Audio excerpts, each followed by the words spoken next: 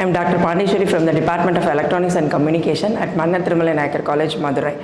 I am going to discuss about the communication systems, electromagnetic waves. Communication system. Communication is the process of exchanging information from one place to another place.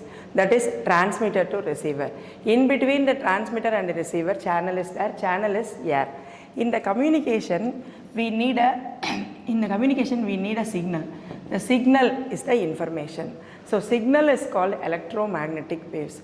Electromagnetic waves are a radiation pattern throughout the universe. It is called electromagnetic waves. In the electromagnetic waves, there is an electric field exists in the one place.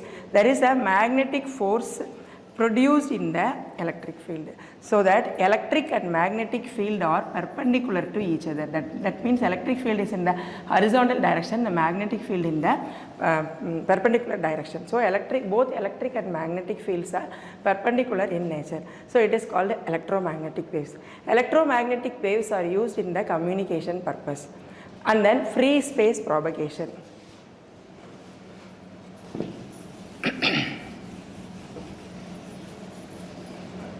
That is radio waves. Radio waves are used in the communication, and also radio waves are EM waves.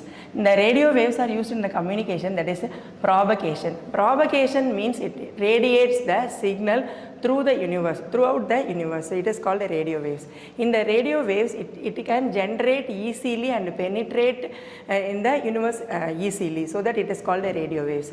The key features of radio wave is omnidirectional. Omnidirectional means that is a 360 degree, it will accept the signal and accept the signal and also transmit the signal. It is the main key feature of the radio waves, that is omnidirectional. Omnidirectional is 360 degree, and then it can be used for both indoor and outdoor environments, and it can be used for both low frequency and high frequency signal. In the low frequency signal, it is there is no obstacles present in the transmitter and the receiver. But in the long distance, the obstacles present in between the transmitter and receiver, it is reflected back to the transmitter. There are three waves of propagations are present in the radio waves. First one is line of sight propagation. Second one is ground wave propagation. Line of sight, second one is ground wave propagation. Third one is skywave propagation.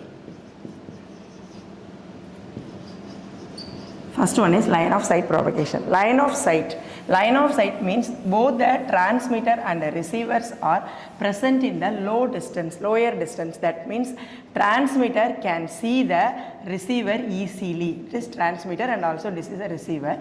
There is no obstacles present in the transmitter and the receiver. So we can see the naked eye. You have to see the receiver. So it is called line of sight propagation. Line of sight propagation, it is not smooth propagation because it is in the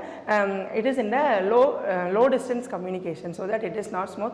But if the obstacles present in between the transmitter and receiver means the propagation is not smooth. It is called line of sight propagation. Ground wave propagation. First of all, we can see that what is ground waves. Ground waves means it is in the earth. That is curvature of earth. It is termed as a earth. It is a transmitter, and then this is the receiver. This is the curvature of earth. So low frequency signal, very low frequency signal, and medium frequency signal. These signals are used in the ground waves because these waves are easily transmit from the transmitter to receiver without any repeaters or without any amplification.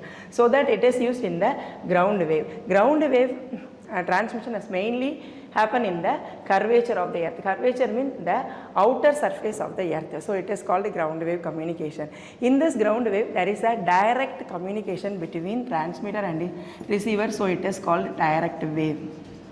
And then skywave propagation. In this skywave propagation, there is high frequency and very high frequency signals are used. Then skywave propagation.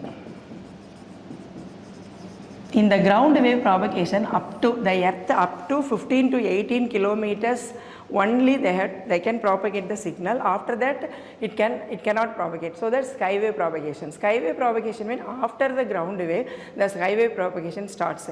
In this skywave there is a earth, there is a one layer, it is called ionized layer or ionized layer or ionosphere.